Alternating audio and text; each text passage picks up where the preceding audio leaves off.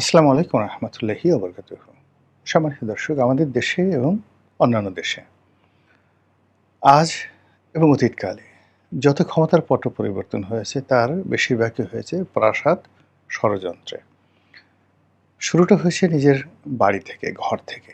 কখনো আপন ভাই, কখনো স্ত্রী, কখনো সন্তান, কখনো আত্মীয়স্বজন কিংবা কখনো একান্ত বিশ্বস্ত ব্যক্তি। তারা রাজার সঙ্গে, ক্ষমতাধর ব্যক্তির সঙ্গে, রাজনৈতিক ব্যক্তিত্বের সঙ্গে বেইমানি করেছে, মুনাফিকি করেছে, তাকে দুষ্ট বুদ্ধি দিয়েছে এবং এমন কর্মকাণ্ড করেছে, সেই কর্মকাণ্ডের ফলে রাজনীতিবিদ বা রাজা বা ক্ষমতার যিনি কেন্দ্র রয়েছেন, তার ব্যক্তিগত ইমেজ মারাত্মকভাবে ধ্বংসপ্রাপ্ত হয়েছে। এই প্রাসাদ থেকেই বিদেশি যারা আক্রমণকারী তাদেরকে আক্রমণ করা মানে আমন্ত্রণ জানানো হয়েছে। এই প্রাসাদে বসে একান্ত রাজার আপনজন তারা আততায়ী ভাড়া করে এনেছে, প্রাসাদে ঢুকিয়েছে, হত্যাকাণ্ড ঘটিয়েছে।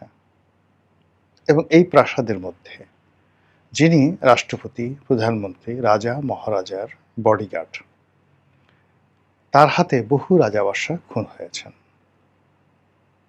এই প্রাসাদে বসে সবচেয়ে বিশ্বস্ত যে ডাক্তার তার চিকিৎসা কাজে নিয়োজিত থাকেন, তিনি রাজাকে বিষ প্রয়োগ করেছেন। এই প্রাসাদে বসে যিনি পাচক, খাবার তৈরি করেন, তিনি রাজার খাবারে বিষ মিশিয়ে রাজাকে শেষ করে দিয়েছেন। যে প্রেয়সী, প্রিয়তমা, তার স্ত্রী, সেই প্রিয়তমা স্ত্রী কখনো বিষ প্রয়োগ করে তাকে মেরেছে, কখনো গলা টিপে মেরেছে, কখনো যাকে বলা হয় মুখে বালিশ চেপে বড় বড় বড় বড় রাজাবাসাকে মেরে ফেলেছে। এরকম ঘটনা যদি আমি বলি, অ্যাটলিস্ট 100 ঘটনা আমি আপনাদেরকে বলতে পারবো। তো কাজেই একটি সরকারের যে পতন হয়, সেই পতনের শুরুটা হয় প্রাসাদ থেকে। আর সেই প্রাসাদে যে রাজনীতির পতন হয়, ক্ষমতার পতন হয়, এটার কতগুলো ডাইমেনশন থাকে। ১ নম্বর ডাইমেনশন হলো সরাসরি রাজাকে মেরে ফেলা। দ্বিতীয়ত হলো যে রাজার সকল তথ্যপত্র, দুর্বল দিকগুলো প্রতিপক্ষের কাছে হস্তান্তর করা, প্রতিপক্ষ সেটা ব্যবহার করে কখনো রাজপ্রাসাদ আক্রমণ করবে, কখনো তার রাজাকে আততায়ী পাঠিয়ে মেরে ফেলবে, কখনো রাজার বিরুদ্ধে গণ আন্দোলন গড়ে তুলবে এবং রাজার গোপন বিষয়গুলো জনসম্মুখে প্রকাশ করে জনবিচ্ছিন্নতাকে করে ফেলবে। এভাবেই তো অতীতকালে ঘটনাটা বা ঘটনাগুলো ঘটেছে। ভারতে নাদির শাহ এসে ভারত আক্রমণ করলেন, বা জহিরুদ্দিন মোহাম্মদ বাবর ভারত আক্রমণ করলেন, সুলতান মাহমুদ ১৭ বার ভারত আক্রমণ করলেন, হালাকু খান বাগদাদ আক্রমণ করলেন। এই ঘটনাগুলো ঘটেছে, এরকম অসংখ্য ঘটনা, যেটার শুরুটা হয়েছিল একদম রাজপ্রাসাদের ভিতর থেকে, একান্ত আপনজন। তো সেই দিক থেকে আমাদের দেশের সাম্প্রতিক দুজন রাজনৈতিক ব্যক্তিত্ব, আপনি যদি ধরেন শেখ হাসিনা, তার যে পতন, তার পতনের যে বীজ, এই বীজটি বপিত হয়েছে, তারপর সেই বীজ থেকে গাছ হয়েছে, ফল হয়েছে, ফুল হয়েছে, ফল হয়েছে, সবই ওই গণভবনে। এবং যে লোকগুলো তার পতন ঘটেছে, তাদের একটা অংশ তাকে ছেড়ে গিয়েছেন, একটা অংশ জেলখানাতে আছে এবং আরেকটি অংশ এখনও তাকে ঘেরাও করে আছে। তিনি এখনও পর্যন্ত দিল্লিতে বসে একটা সিঙ্গেল লোক পাননি যার সঙ্গে তার ২০ থেকে ৩০ বছরের, ৪০ বছরের নিঃস্বার্থ প্রেম, নিঃস্বার্থ ভালোবাসা, মানে প্রেম বলতে মানে তাকে অন্তঃস্থল থেকে ভালোবাসেন, এরকম একটা সিঙ্গেল লোকের সন্ধান উনি এখন পর্যন্ত পাননি। ওনার পরিবার, আমরা যা কিছু দেখেছি, ওনার ছেলের সাথে ওনার সম্পর্ক, ওনার পুত্রবধূর সাথে সম্পর্ক, ওনার বোন, বোনের ছেলে মেয়ে, এই যে বা আত্মীয় স্বজন যাদের সাথে সম্পর্ক, এটা আমরা দেখেছি বাইরে যে ওয়ান অফ দ্য হ্যাপিয়েস্ট, তিনি ছেলের সঙ্গে ফুটবল মানে ব্যাডমিন্টন খেলছেন ইত্যাদি ইত্যাদি। কিন্তু পরিবারের অভ্যন্তরে তাদের মধ্যে যে আসলে কি সম্পর্ক রয়েছে, সেই সম্পর্কটি মানে এটি সোজা একটা বাংলা কথা বলি তাহলে আপনি বুঝতে পারবেন। 1/11 সময়টিতে যখন শেখ হাসিনা গ্রেপ্তার হয়েছিলেন, তখন আমরা দিনের পর দিন তার জেলখানার সামনে দাঁড়িয়েছিলাম। অনেকে কেঁদেছি, অনেকে মিছিল মিটিং করেছে, যার যার অবস্থান থেকে তার মুক্তির জন্য প্রাণরক্ত চেষ্টা করেছে।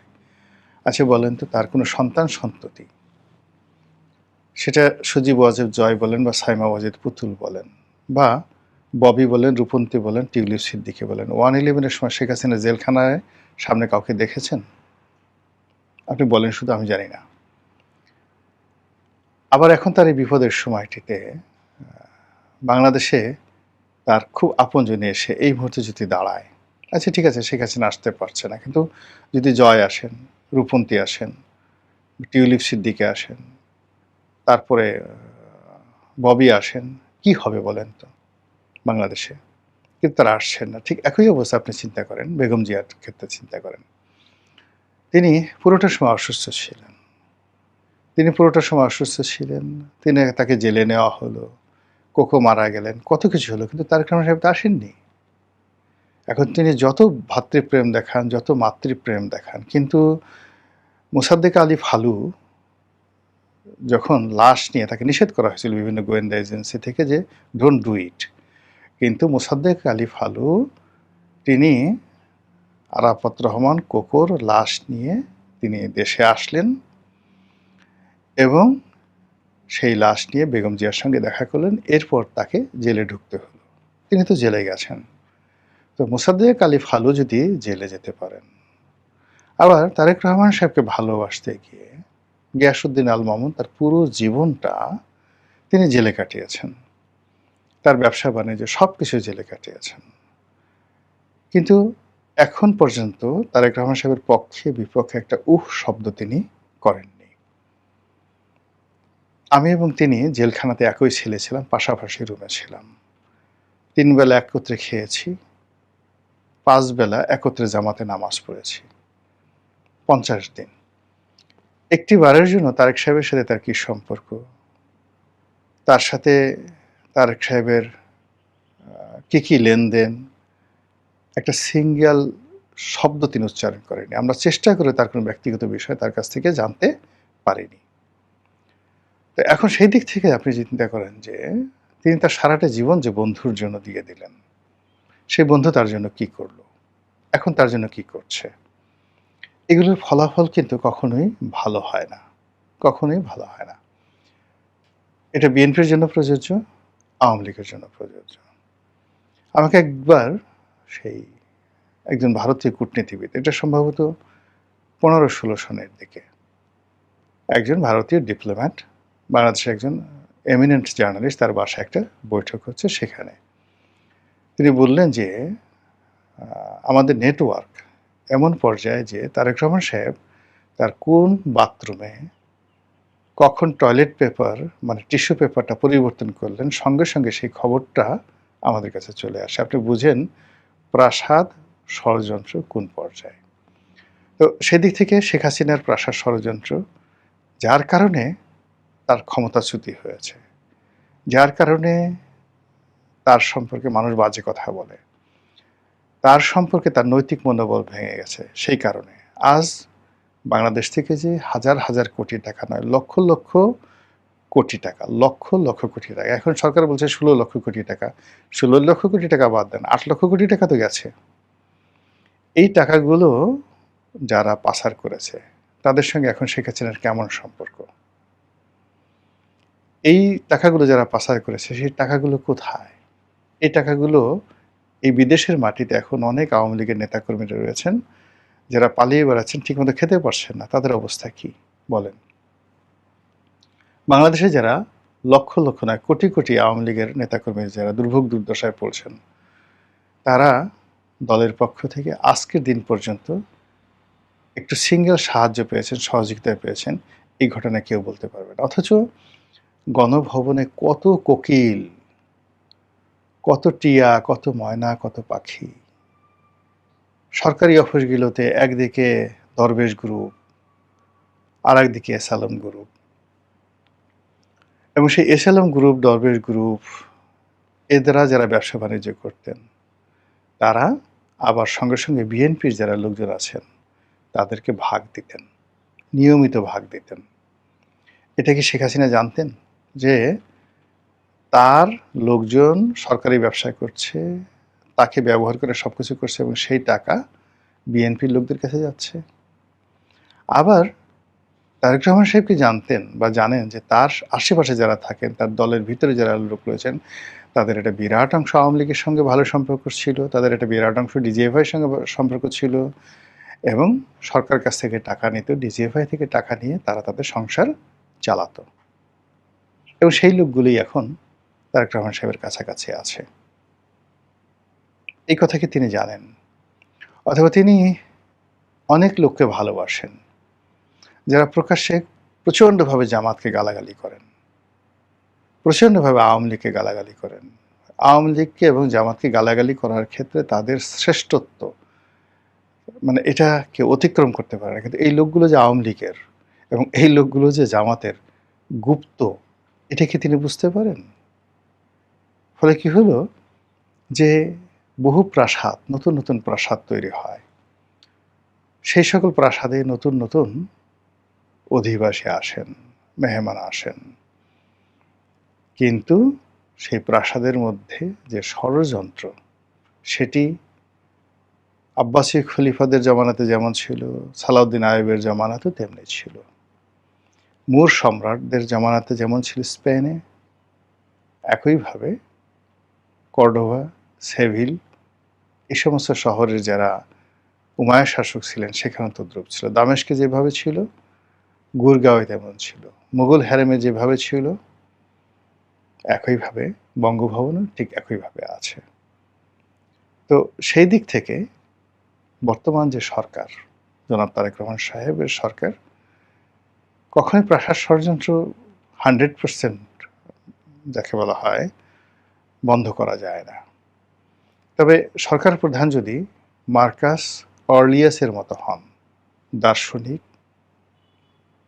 ভালো হৃদয়, ভালো মন, উদার মন এবং কোনো অবস্থাতেই নিজের সঙ্গে আত্মপ্রবঞ্চনা করেন না, অভিনয় করেন না, মুনাফিকি করেন না, তিনি যা না তা কখনো দেখানোর চেষ্টা করেন না, অলি আল্লাহ গাউস কুতুব পীর মাশায়েখ হওয়ার চেষ্টা করেন না, তাহাজ্জুদি অলি আল্লাহ হওয়ার চেষ্টা করেন না, হযরত উমর হওয়ার চেষ্টা করেন না। তিনি যা as it is, just like একেবারে যে সিম্পল ম্যান। এ সকল মানুষের বিরুদ্ধে সাধারণত চক্রান্ত হয় না এবং এটা অনেকটা আতরের মতো অবস্থা হয়, সুগন্ধির মতো অবস্থা হয়।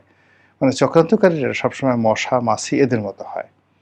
আর এই ধরনের মানুষ যাদের নৈতিক চরিত্র ভালো, আর নৈতিক চরিত্র বলতে বোঝাচ্ছে যেমন আপনি একসময় জেনা করেছেন, ব্যভিচার করেছেন, কিন্তু আপনি তওবা করলেন যে আল্লাহ আমি আর করব না এবং এরপর থেকে আপনি সেভাবে চলছেন। আপনি একসময় খুব মিথ্যাচার করেছেন, একসময় খুব দুর্নীতি করেছেন, অনিয়ম করেছেন, কিন্তু আপনি তওবা করে মুহূর্তের মধ্যে আপনি ভালো হয়ে গেছেন।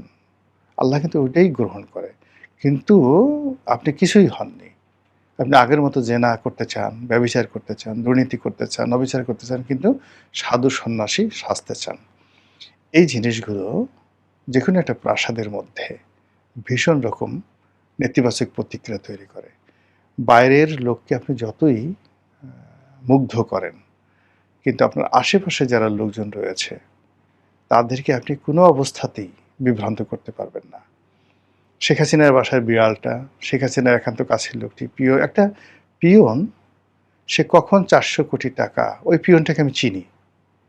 যে পিয়নটাকে শেখ হাসিনা বলেছেন আমার পিয়ন 400 কোটি টাকা নিয়েছে, সেই পিয়নটাকে আমি চিনি। আপাদমস্তক সৎ ছিলেন এবং শেখ হাসিনা 96 থেকে 2001 পর্যন্ত ক্ষমতায় থাকার পরেও সেই পিয়নের আগের জামানাতে ঢাকার শহরে একটা বাড়ি তো দূরের কথা, একটা অ্যাপার্টমেন্ট কেনার অবস্থা তার ছিল না। এবং সেই পিয়ন শেখ হাসিনার সারা জীবন শেখ হাসিনার সঙ্গে থাকার পরেও 1/11 সময় তার সংসার চলছিল না। তাকে 2000 টাকা দিয়ে, 5000 টাকা দিয়ে তাকে চালানোর মতো কোনো নেতা আওয়ামী লীগে ছিল না 2006-07 সনে। তখন আমি তাকে চিনি, এই ছেলে। এরপর যখন বিএনপি ক্ষমতায় এলো, তখন আমরা কয়েকজন, আমি, তারপরে মাহমুদুস সামাদ, আমরা আমাদের যে গার্মেন্টস ব্যবসার ঝুট ব্যবসা এই পিয়নটাকে দেই। সেই পিয়ন তার ভাইয়ের মাধ্যমে সে ব্যবসা বাণিজ্য করে ভালো ছিল। সেই পিয়ন হঠাৎ করে 400 কোটি টাকা মালিক হলো কি করে? নিঃসন্দেহে সে তার আশেপাশে এমন সব দুর্নীতি করতে দেখেছে, যেগুলো দেখে সে নিজেকে স্থির রাখতে পারেনি। তার চোখের সামনে এই ঘটনাগুলো ঘটেছে। জাস্ট ছোট্ট একটা উদাহরণ, সত্য মিথ্যা আমি জানি না। ঘটনাটা আমাকে একজন বলেছেন, আমি বলি। একজন প্রভাবশালী মন্ত্রী, সে প্রধানমন্ত্রীর রুমে ঢুকছেন। বারবার তার চিফ ইঞ্জিনিয়ারের সেই একটা ফাইল স্বাক্ষর করার জন্য। তো চিফ ইঞ্জিনিয়ারের ফাইল স্বাক্ষর করার জন্য তিনি ঢুকছেন, কিন্তু প্রধানমন্ত্রী স্বাক্ষর করছেন না। শেখ হাসিনার কথা বলছি। পরে সেই মন্ত্রী, খুব বড় মন্ত্রী, সে এই পিয়নের শরণাপন্ন হলো যে, ভাই তুমি একটু গিয়ে দেখো, প্রধানমন্ত্রীকে রাজি খুশি করিয়ে এইটাকে একটু ফাইলটা স্বাক্ষর করায় নিয়ে আসো। তো শেখ হাসিনা তার যে পিয়ন, ড্রাইভার, দারোয়ান, এদের প্রতি ভীষণ রকম দুর্বল ছিলেন। তো এই ছেলেটা যখন নিয়ে গেছে, নিয়ে যাওয়ার পর তখন সে বলছে যে, ও এসকে 4-5 দিন যাবৎ ঘুরতেছে মন্ত্রী, ও তো ওই চিফ ইঞ্জিনিয়ারের কাছ থেকে অনেক টাকা ঘুষ নিয়েছে, আমি এজন্য স্বাক্ষর করি নাই। তো তুই যখন আসছিস, ঠিক আছে আমি করে দেবো, তো তোরে কয় টাকা দিছে, কয় টাকা দিবে একটু জিজ্ঞেস করে আয়, ফাও ফাও কাজ করে লাভ নাই তো বলে। তো পিয়ন বলে, আচ্ছা ঠিক আছে আপা জিজ্ঞাসা করে আসি। তো সে জিজ্ঞেস করে আসলো, তারপরে বলল, এরপরে প্রধানমন্ত্রী স্বাক্ষর করলো। এটা শোনা কথা, এটা গল্প হতে পারে, মিথ্যা হতে পারে, কিন্তু এরকম খবর তো আমরা বাইরে থেকে শুনেছি। প্রাসাদের ভিতরে এই ঘটনাগুলো ঘটেছে। যদি এটা মিথ্যা হয়ে থাকে, প্রধানমন্ত্রী কেন এই ঘটনা শুনেননি? আর যদি সত্য হয়ে থাকে, তাহলে কেন পিয়ন 400 কোটি টাকা সেই তছরূপ করবে না? ঠিক একইভাবে এখন বর্তমান প্রধানমন্ত্রীকে কেন্দ্র করে তার পিয়ন, ড্রাইভার, দারোয়ান, তার আপনজন, তার বন্ধু, তার বান্ধব, তার আত্মীয়, তার স্বজন, তার এলাকাবাসী, তার প্রিয়ভাজন, তারা এই অল্প সময়ের মধ্যে, মাত্র 3 মাসের মধ্যে, 4 মাসের মধ্যে, 5 মাসের মধ্যে কি করেছে? বাংলাদেশে নাকি এই সময়ের মধ্যে 2 লাখ না কত, আমি এটা বলতে পারবো না। মানে এ যাবৎকালে স্বল্পতম সময়, এক্সাক্ট ফিগারটা আমার মনে আসছে না, পেপারে আসছে। সবচেয়ে বেশি এই গত 4 মাসে আমাদের দেশে কোটিপতির সংখ্যা বেড়েছে এই সরকারের আমলে। এর আগে কোনো জমানাতে এই 4 মাসে বা 5 মাসে এত কোটিপতি সংখ্যা বাড়েনি। এই কোটিপতির সাথে পাল্লা দিয়ে গিয়ে দেখেন সুইস ব্যাংকে টাকা বেড়েছে। আর যখনই টাকা হয়ে যায় মানুষের, তখন সে স্বার্থপর হয়, চক্রান্তকারী হয়। আর যে উপকার করেছে বা যাকে মানে